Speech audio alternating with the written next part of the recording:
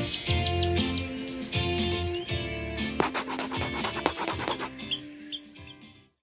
it going, everyone? Welcome into another episode of Meet the Bird Gang. I'm Jacob Kronberg, and we're joined by a 2018 Orleans Firebird today. He recently signed with the Seattle Mariners organization. It's Justin Lavey. Justin, how's it going?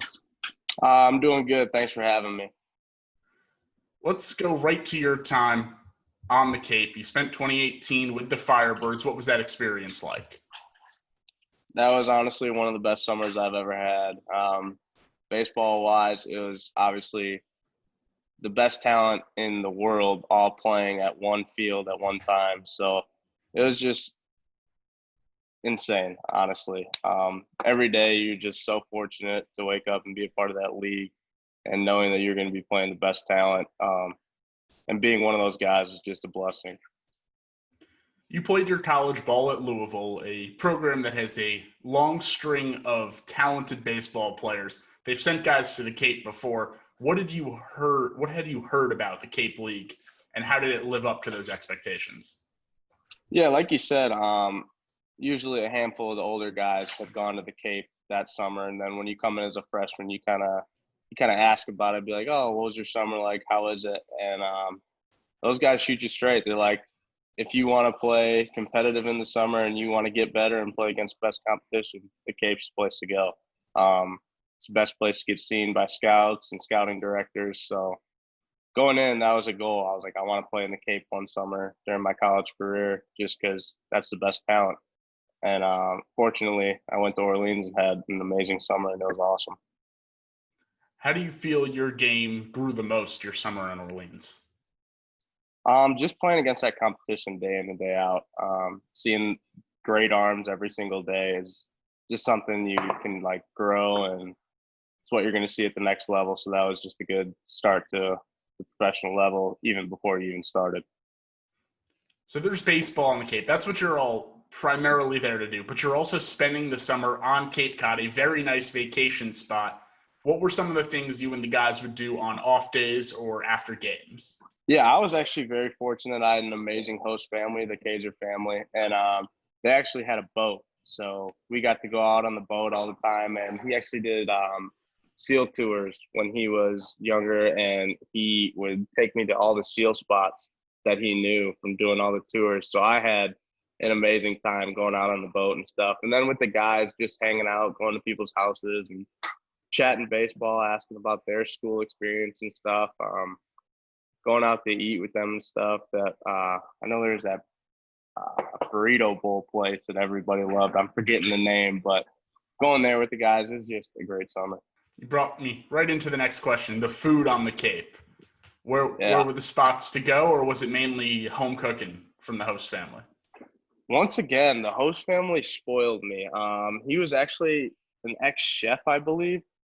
So he really knew how to cook, and he could cook me healthy food. Like summer, I was really working hard on my diet. So he helped me a lot with that aspect of it, and he made me some good food. But then I'm drawing a blank on the burrito bowl place. Everybody loved it. I went there almost before every game. And then there's another little sandwich shop, and they had a sub called the Firebird, and that was really good. Knack? So it might have been, yeah. The Knack?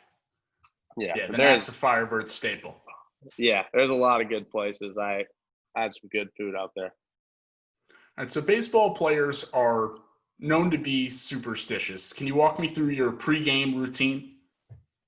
I guess I'm more superstitious in the game than before it. Like, I'll do some things, like I won't step on the line on game day and stuff.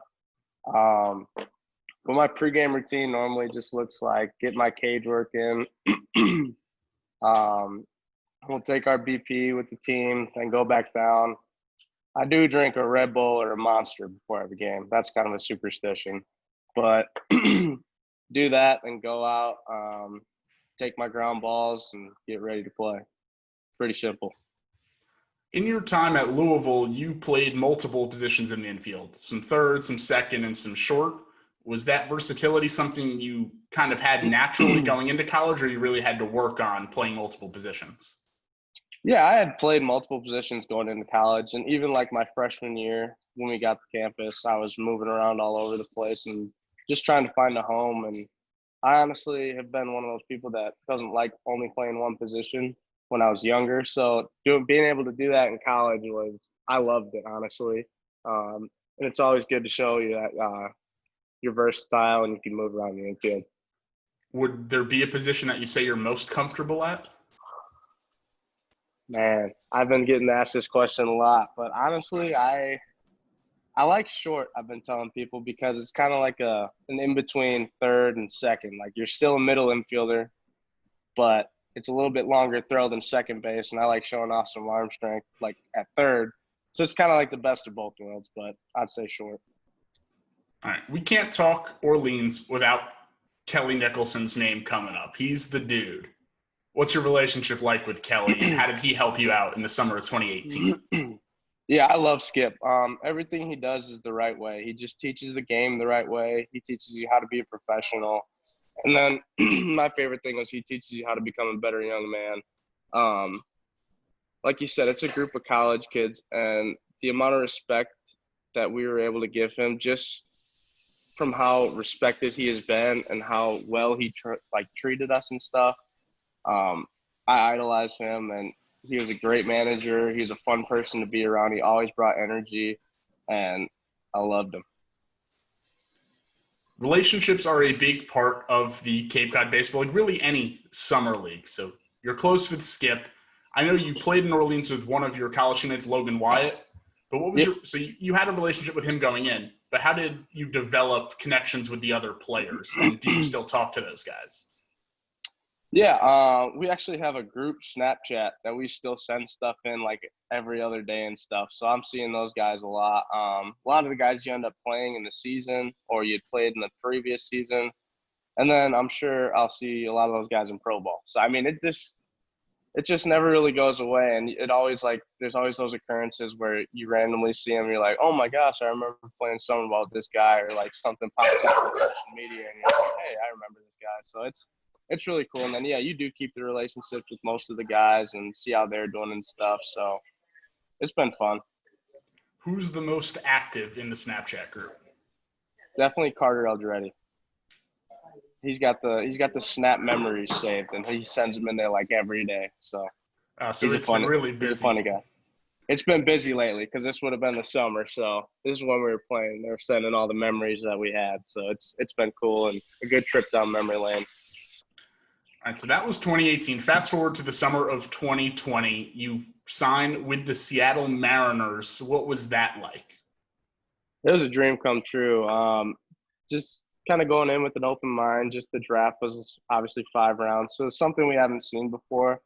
But after that, it was kind of like it's almost like you were getting recruited again for college because you had multiple teams calling you and you kind of had the options. So I was just very fortunate that the Mariners called me. They have a great minor league system. They have a great coaching staff, and I'm just very fortunate. Well, was that what drew you to them? Was there anything else that kind of clicked and you were like, Seattle's the place to be? I've had a couple of teammates get drafted by them. Jared Kelenic, I played with back in Wisconsin growing up, and he's their number 1 prospect, and he's told me nothing but good things about them.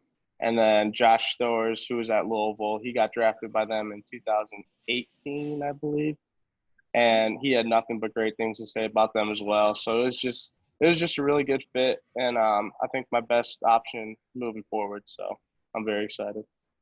You mentioned the kind of wonky draft with only 5 rounds. This season, just as strange. 60 games, really no minor league action going on. So what does the organization have you doing to stay fresh? Yeah, they're just telling us stuff to do just to stay healthy, stay on top of hitting and our throwing and lifting. So it's just a weird time for everybody. Nobody's ever gone through it. So honestly, the main thing is just communicating everything with them and them communicating stuff with us. And then, like I said, just stay in a good baseball shape because who knows what the next step is right now, but you just got to be ready. Obviously, there's some restrictions due to like quarantine guidelines in each state. What have you been able to do? Have your workouts been restricted at all? The hitting part's a little complicated because we have the freshmen on campus now. I'm still living on campus through the end of this month. So the hitting part's a little tough because we have the freshmen now on campus, and they had to get tested before they were able to use the facilities. So those guys are using that. So I'll sneak in there late night a couple times a week. And then lifting, I actually live at a place that has a weight room, and you can sign up. So I can lift every day and get everything in that way. And then I'll be playing catch in the courtyard with some of the buddies. So keeping the arm in shape that way as well. Who have you been working out with? Are some of the other guys still on campus? Yeah, there's a handful of guys still on campus. I live with Danny Oriente. He just signed with the Diamondbacks, so he's one of the guys. But yeah, there's a bunch of pro guys that are back here as well, like Tyler Fitzgerald and Logan Wyatt and Jake Snyder. So doing stuff with them, and it's been a good time. Can you talk about your time at Louisville? Louisville, although it's not the Cape League where everyone comes together, but you play some top-tier competition there. You have top-tier talent. What did your time at Louisville bring to your game or help evolve in your game? Yeah, I think the biggest stepping stone for me was just my freshman year, and I didn't even play. But I feel like the biggest part of my development, just you kind of get to step back and observe the game from different eyes than you're used to. And I was able to learn so much stuff from the older guys, guys on the field and guys that didn't even play that much that were just good leaders and stuff. So just learning like the mental side and the little things, and then being able to apply that sophomore, junior, senior year was probably the biggest thing for my development. And obviously the fans are great. The coaching staff is great. 2 trips to Omaha. So, I mean, I wouldn't trade my experience for anything, but a little upset the 2020 season got cut short. Would have been special. I mean, we had 2 first-rounders on our pitching staff and a good defense and a solid core group of hitters. So it was a bummer when we got that call that the season ended, but honestly, I had a great 3.5 years. You've gotten to experience a lot of things that most baseball players, most people don't. You played in the Cape, top-tier Division I ball, and you made those 2 trips to Omaha. Is Omaha everything people say it is? Absolutely. It was very, very cool. Freshman year going there, it was crazy. You kind of get caught up in the fans and the stadium and all that. But then when we went back our junior year, it was still really cool, but we had kind of a different mentality. All the younger guys that had been there, we were juniors, and it was kind of our team. So we're like, all right, we're here, and it's going to be fun, but we're here to win ball games. And so the second time was a little more serious, but the first time I just was honestly in awe the whole time. What are you telling those freshmen when you're a junior and you guys make that trip? Yeah, obviously it's hard to just kind of settle in and relax because it's something you dream about as a kid. So you're there, and it's kind of just like, hey, we've been training for this. Like, we're not here to interact with fans at the fan fest. We're not here to do the fireworks show and stuff like that. We're here to play baseball and win games. So they kind of get it. We had a really good group. My junior year when we went back, the younger guys were locked in. They were awesome. They're probably better than myself when I was there my freshman year. And they were engaged in the games. They were talking. They were learning from the older guys and contributing as well. So it was a really cool experience to be able to share that with them and share some knowledge on them. All right, I'd like to wrap all these up with a little game called The Cycle. 4 levels of questions: single, double, triple, home run, if you want to give it a go. All right, let's do it. All right. So you mentioned that Snapchat group with some of the guys from your Orleans summer. The first single level, the funniest guy from that Orleans team. Man. Honestly, Logan Wyatt was pretty funny. He was my Louisville teammate, but all the guys in Orleans when he talked, everybody laughed. Like, he got everybody's attention, and there was always something funny coming out of his mouth. So I'll probably go with him or Carter Eldreddy. Was Logan also the funniest teammate on your Louisville team? Oh, man. I would have to say, yeah, he might have been. Yeah, probably him. Really? Over all 3.5 years? Okay, my freshman year, we had a guy named Ryan Summers, and he was just pure comedy. He was great. He was an older guy, knew everything you could know about baseball, but he was just the funniest dude ever. And he would make like the weird times funny. He'd make good times funny, make bad times funny. He could do it all. So he was definitely the funniest in Louisville. Logan was a close second though. All right, on to the double. The first double question is going to stay in college. You play in the ACC, but in baseball, you travel to other conferences. The two best road stadium atmospheres. Definitely Ole Miss. We opened up there this year, and that atmosphere was just awesome. The field's beautiful. The fans are amazing. Obviously, the history of their program, that was super cool. And then in conference would be Clemson. Clemson had an awesome stadium. But then out of conference, you said, right? Yeah. So probably Texas Tech. We went there my sophomore year for our regional, and that place was bumping. It was wild. Those fans are awesome. They're lucky to have those fans, and it was like 115 degrees, and they were all out there rowdy. So that was a really cool experience, and those are probably my favorite too. The next double level question is going to be about your fans at Louisville. 2 words to describe the Louisville fans. Ooh.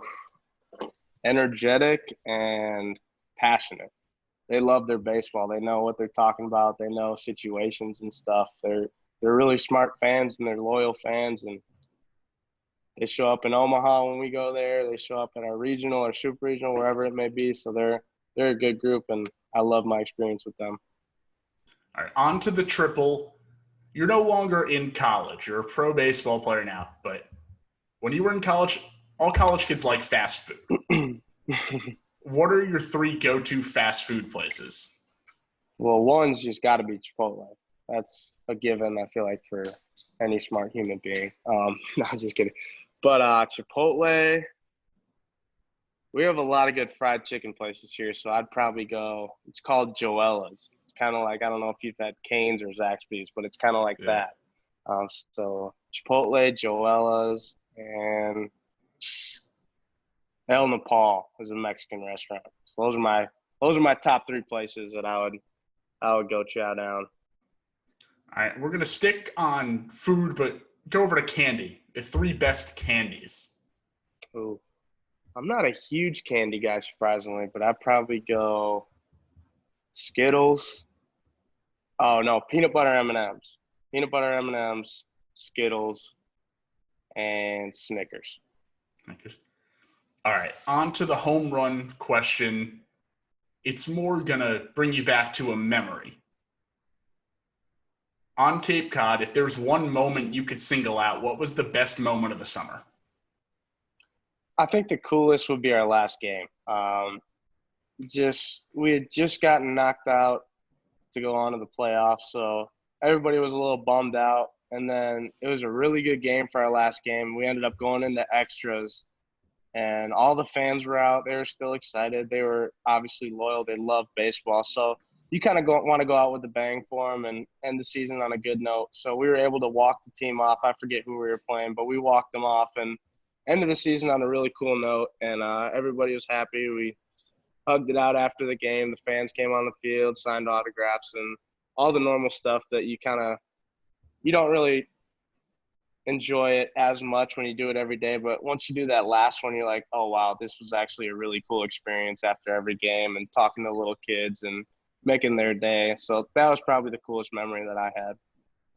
Awesome, Justin. Thanks so much for taking the time on Meet the Bird Gang. We wish you the best of luck in your pro career as you pursue it. Once again, thanks for watching.